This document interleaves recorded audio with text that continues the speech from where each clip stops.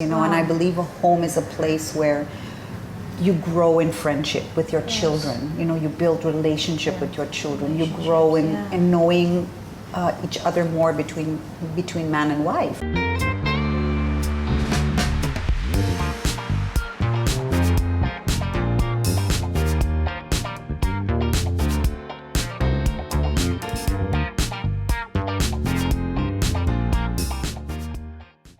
Please subscribe and turn on your notifications to stay tuned to the latest updates at the Powder Room Talk. But then whenever people come to my house, they always tell me like, your parents are so nice, your dad are so fun to be with, he's so warm, your mom is so nice.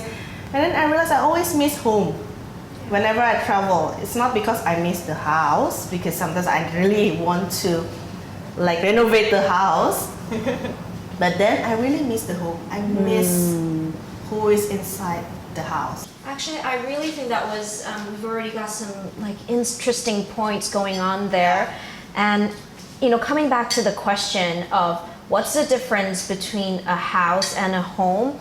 I mean, Dewi, you're mixed, and also with, you're a person with a lot of taste and aesthetics. How does that translate into your home? I think it's like I was saying, I think it's a journey, right? In that journey we grow. Life grows us in character, right? Yes. Experiences grow us in character. And I think what I've grown into the most, JJ, is that without love, you can't really have a home. So I think everything in our home, in our house is all about creating that environment of where people feel loved, where my husband feels loved, Okay, like sometimes, you're married for a long time, you can have fights and all that, right? But we will always come back to loving each other and I think a home, because when you look at a house, people think of aesthetics. Yes. They think about filling it with expensive things, and the more they put in, the more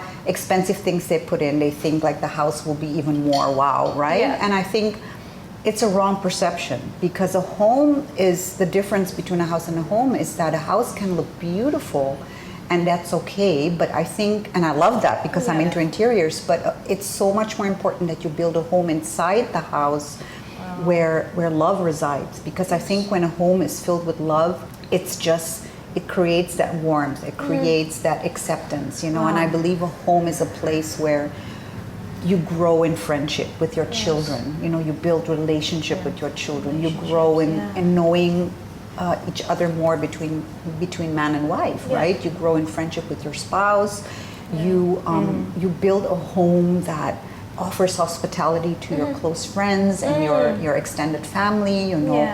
To come in and just build friendship as well. So home is also for me a place where you create a place of safety for your children. I think it's all that package, and I think it's all about, as a family, what are your values? What do you want your home to stand for? And I think in our home, it's really love.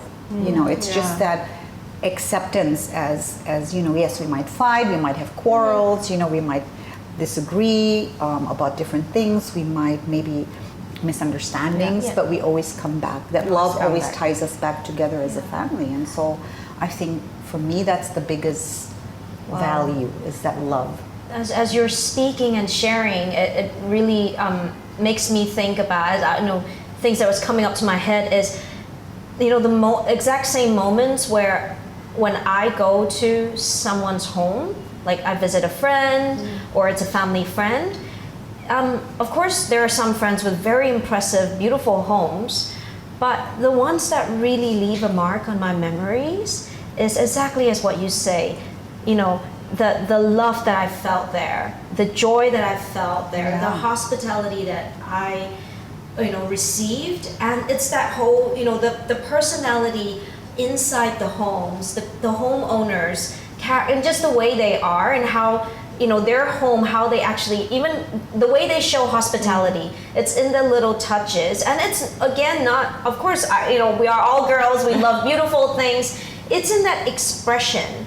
And I think you can really see when somebody is really genuinely doing something out of love, whether it's cooking you a meal in their home and inviting you to have tea. That heart that they put into the little pieces, whether it's a throw or it's a cushion, the colors that they pick, it's such a reflection. And I think like every family has their stories, and it is those, you know, homes that when I go into it, and I feel like they're inviting me to understand a part of their stories. And those are the homes that always leave like, you know, the most longing mark, and I'll be like, oh, you know, I miss going to that person's house. I really enjoy being in that person's home, and it's really like you said, those relationships that we build, how that the aura, if we could say, that energy that when you're in that space, and I really think that really differentiates, without like saying, oh, it's not good to have beautiful things. No, they create atmosphere, but I think like, you know, things are still inanimate, right? Like it requires that, I think even as we're sharing this meal right now, it's like, it's us bringing our energy and building relationships and friendships into this setting that makes it, I think, would make it memorable for me and remember this moment. And I think we'll be here for hours. The wine, for sure. It's really interesting how you said that you used to go to your friends' houses and you had those impressions, because my best friend once shared with me how she would always come to our home, like my parents and mine, and she just loved to sit with us at the kitchen table, which was simple. It was just a table in the kitchen, and there would be something to eat, even if it's just, I don't know, something super simple, whatever you can find, right? And maybe someone's making a tea or whatever, like simple things, right? And just the fact that whoever would walk into the kitchen would stay for a while and have a chat and being interested in each other's life and just that atmosphere. She said she was always so fascinated and she always wanted that for herself, but in her family it wasn't like that, right? And so what I'm wondering is like, if you don't come from a background like that, and you might see it in other people's homes, but how can you learn to create a place like that once you get married and you have your own home? How do you actually work on creating this culture in your own house, even if you've never had the background yourself, but you've seen it and somewhere else, and you wanna have that in your own culture? How do you actually do that? You know, that was what I was wondering. How can people achieve that? I think people can be the changers in their generation. So for example, if your friend didn't come from that healthy, loving family background, she can be the first one in her generation to create that.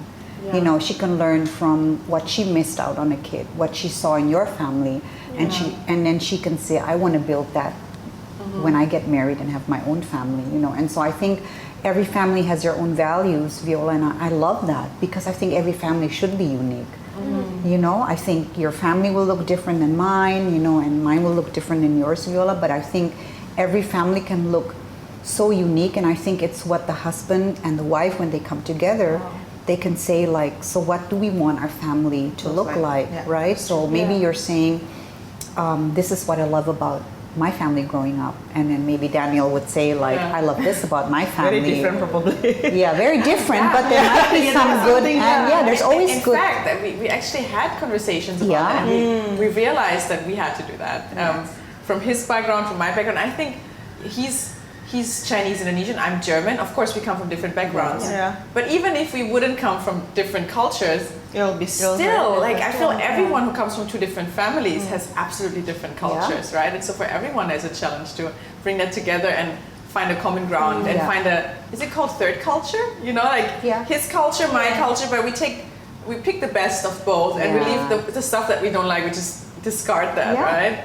I mean, even in the same home or the same family, like I come from a family of 3 sisters, and like, you know, I wouldn't say, you know, every family has its story. I wouldn't exactly say, oh, I have an unhealthy family. No, I don't. Like with every family, we have our fights. You know, fair share of everything. But my parents came to Indonesia. I wasn't raised. You know, my parents only moved me here when I was turning 12, going on 13. And by that time, the only reason I got moved to Jakarta was they started sending all my siblings, I'm the youngest of 4, started sending them off to America, to boarding school. Then they realized, oh wait, There's another one. the house is empty. Maybe we should stop flying back every weekend from Jakarta to Singapore to be with the kids, because now there's only one. Let's move the kid to Jakarta. And so I was always that child waiting to be like, oh, it's gonna come, my turn's gonna come, and I'm gonna go to boarding school in America too. And then it's like, that never happened. And to be honest, when I moved to Jakarta was the first time I actually really ever lived with my parents, because they would only come home on the weekends. And I think like that was the way my parents showed their love and commitment to their children. Their business was here. No matter how tired they are, they would always fly back home every week. And that's why my mom has like a bit of an ear problem, because over the years, every week from the ear pressure. But when she comes back to Singapore, you know, there would be a whole family routine where it's like we go to the supermarket with her, and then we will cook together with her, and like, and everybody has to participate to set the table, and you know, that, you know, mothers, everybody always miss, you know, mothers that cook, you know, and they'll be like, you know, it's that family moment. And when my parents moved me here, I think one thing that I personally had to adjust, because I was still a growing child, I was a teen, it was complete culture shock, where I realized, oh, you know, that weekend thing is not a everyday thing, because that was the only way, you know, up until I was 12, that was the only thing I ever experienced with my parents. I never knew that, oh, there are off days where you're probably also going to witness your parents fight, because I didn't. I lived the weekend life, you know, up until I was 12 to 13, and I moved here. And then I started realizing, I was like, oh, things are different Monday to Friday. You don't get that anymore. You know, it's not like fun every day, cooking meal every day. Oh, mom and dad actually, they do work.